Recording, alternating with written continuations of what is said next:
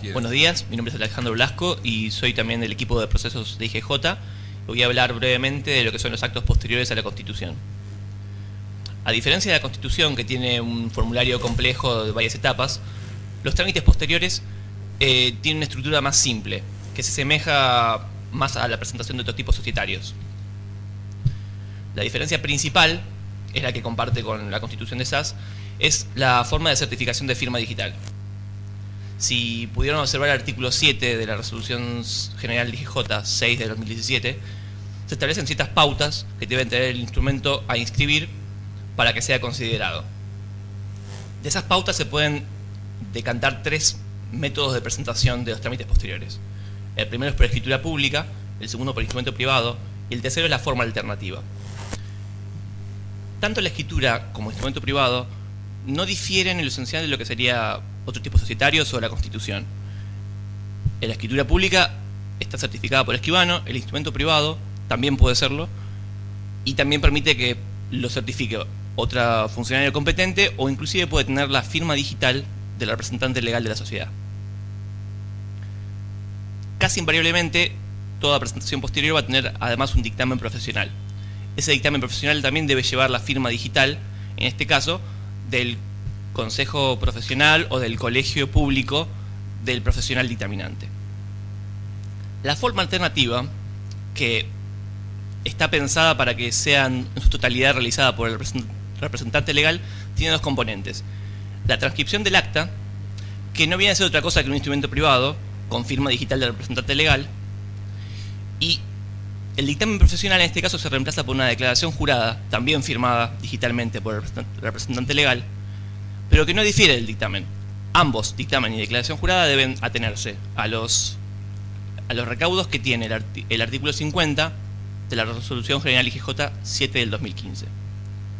Entonces, en esencia, la forma alternativa sería casi equiparable al instrumento privado, con la diferencia es que la firma digital, tanto del instrumento como de la declaración jurada, son del representante legal.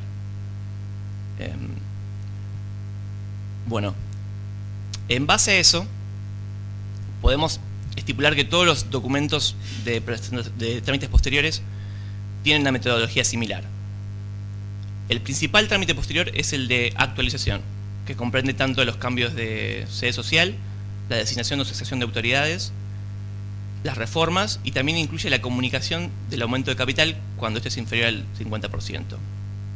Sobre este aumento de capital, lo que dice la normativa vigente de IGJ es que no hace falta que se inscriba. Es simplemente una comunicación sin publicación en el boletín oficial, sin dictamen, que debe realizarse para comprobar que el tracto registral se mantiene. Los demás trámites, cambio de sede, autoridades y reforma, poseen cada uno la misma documentación. Además del instrumento de escribir y el dictamen profesional o DJ que lo reemplaza, existe un formulario que no es como el de Constitución, sino que es específico a los datos que se modifican. Este formulario va a variar, depende de qué es lo que yo estoy eligiendo. Si elijo un cambio de sede social, va a ser un formulario específico a eso, el de autoridades va a tener el suyo, y las restantes reformas, mientras que sean de denominación, objeto social, capital o fecha de cierre de ejercicio, también va a tener su formulario. Cualquier reforma que se quiera escribir se va a poder presentar por el trámite de actualización. El requisito del formulario es para aquellos cambios en el articulado del instrumento que modifiquen la base de datos. El formulario que se debe completar debe ser idéntico en su contenido al instrumento que se va a inscribir. Y esto debe dejarse constancia explícita en el dictamen profesional o en la declaración jurada que se va a presentar. Entonces, para los trámites posteriores tenemos el instrumento a inscribir, el dictamen profesional o declaración jurada, el formulario de datos cuando éste completa la reforma. Después hay otro tipo de documentación que puede ser presentada. En el caso de la designación de autoridades es primero la declaración jurada de persona expuesta políticamente y la aceptación del cargo y establecimiento del domicilio especial del administrador. Estos dos documentos deben tener firma digital correspondiente, ya sea de la persona que acepta el cargo o de un escribano que certifique la firma. Adicionalmente, todos los trámites que no sean presentados por escritura pública deben presentar el acta digital, que es la misma que se registró en los libros digitales. Esto a fin de comprobar que el trámite a inscribir y el acta registrada coinciden.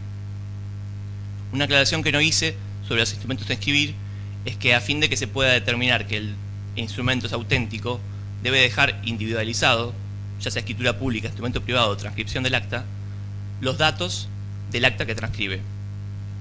Debe decir qué tipo de acta o asiento es, la fecha de confección, el hash de ese documento y el número de registro RL cuando se registró en libros digitales. Sobre el procedimiento del registro de libros digitales va a hablarse en el siguiente panel, pero podemos decir que esos datos tienen que estar consignados siempre que el instrumento se vaya a inscribir. Después, hay espacios para dejar documentación adicional y también el recibo del registro de libros digitales, que es optativo.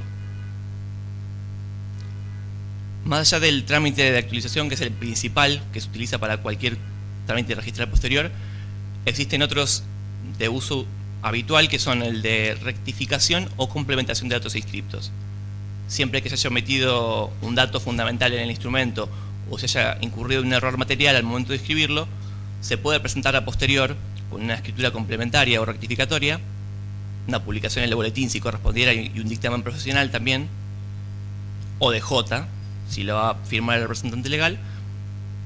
Y este trámite se presenta siempre a través de TAD y se utiliza para hacer una inscripción complementaria que viene a suplir lo que faltó en el estatuto constitutivo. Después, el único trámite que merece mención especial es la transformación, que ya habían mencionado antes en una pregunta, que puede ser tanto de SAS a otro tipo societario como a SAS. Los trámites de TAD de SAS están siempre pensados para hacer de manera remota, a través de TAD. Sin embargo, cuando se transforma de SAS a otro tipo social que no carezca de estatuto digital, también se va a exigir que la documentación se presente en forma física a fin de formar el legajo.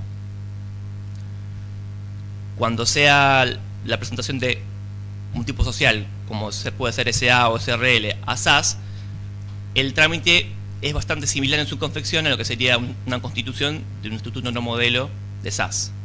Hay que cargar todo el dato del formulario completo y presentar la documentación, dictamen y publicación en el boletín. Creo que eso sería todo lo que atañe a los trámites posteriores en general. ¿Cuáles son las características de la forma alternativa para realizar trámites posteriores? Bueno, justamente la forma alternativa radica simplemente en que la certificación de firma no la realiza un tercero, la hace el mismo representante legal con su firma digital token. Por eso es conveniente, siempre que una sociedad se constituya por medios digitales, que los administradores titulares tengan su propio token. Por ahí no es al principio útil, pero siempre que haya cambios de autoridades o la necesidad de escribir un trámite posterior, el representante legal va a poder dar fe sin tener que recurrir a un profesional para que certifique el instrumento o dictamine. Perfecto. Para abrir la sociedad solo obligan que uno de los socios tenga firma digital para el caso que sea esa la forma, ¿no? ¿Cuál sería la ventaja o la necesidad que el resto de los socios y o administradores también la tengan? Bueno, justamente la que mencioné, que sin embargo, aunque la certificación de firma original se haga en IGJ o por escribano, si el representante legal tiene la firma digital, puede, en los trámites posteriores, hacer la forma alternativa de presentación. Y además, también tenemos en cuenta que esta tecnología de firma digital está en expansión y es muy probable que nuevas funcionalidades se desprendan cuando otros organismos la utilicen y la adopten. Perfecto. Además del estatuto modelo, ¿cuáles son los otros trámites previstos en donde el usuario puede optimizar tiempos y ahorrarse el costo de un dictamen? Bueno, siempre que elijan la forma alternativa, el dictamen se puede suplir por la declaración jurada del representante legal, con firma, ahorrándose la inclusión de un profesional. Perfecto.